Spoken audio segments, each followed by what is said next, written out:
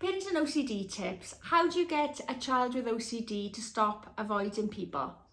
Hi, my name is Julie, creator of the Mind Monsters, and for the last 18 days, I'm on day 19 today, I've been sharing a video series to help other parents and provide tips on how to tackle OCD in children.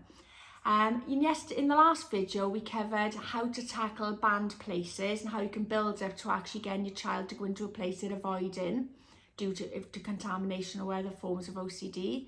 In today's video, we're going to cover how you can slowly get your child through ERP therapy to start connecting again with the person they've been avoiding.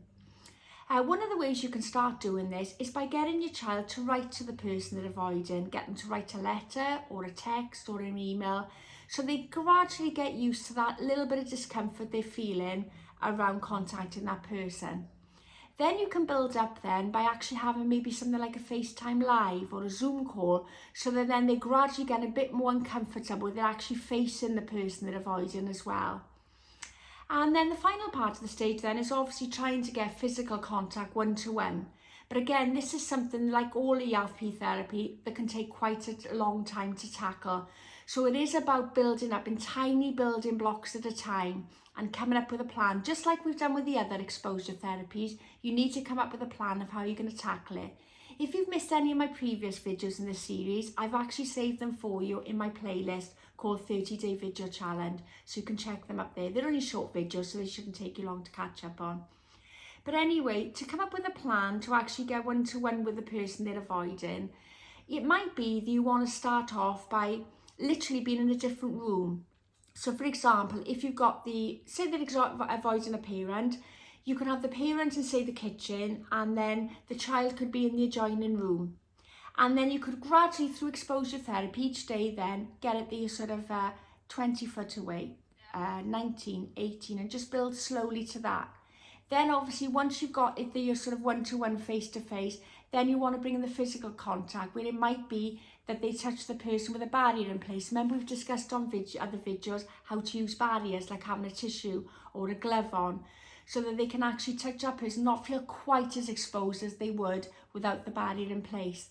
Then you'd work at then removing the barrier and then gradually get into the stage where you actually can get them to physically touch the person they're avoiding. Now, this might seem ridiculous, because if your child hasn't got this type of OCD, you might think, good grief, I can't even imagine anything like that. But trust me, I've been in a position where I couldn't even hug my own daughter because I was considered to be a threat of contamination. And it's the most heartbreaking place a parent can find themselves, because you're not only trying to help your child through a major trauma, which is what OCD can become, but you can't even hug them or console them. You can't even reassure them, because that's the wrong thing to be doing as well. So that's why it's so important to build up to this tiny step by tiny step. And I can't stress this enough. Please only go the pace at which your child is able to go, because like all other mental health illnesses, OCD can lead to suicidal thoughts and actions. So it's very, very important that A, you get private therapy, and that B, when you are waiting for therapy and you're trying out exposure therapy yourself in the meantime, that you do closely monitor them and just go at their pace.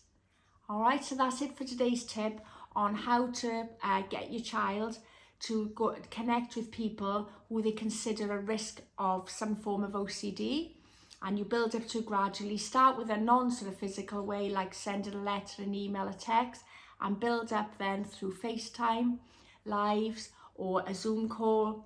And then you could go then into the next stage would be then, as I say, it could be starting from 2 separate rooms, building up into the same room, then 50 foot away, 40 foot away, 30 foot away. You get my drift. You build up to gradually.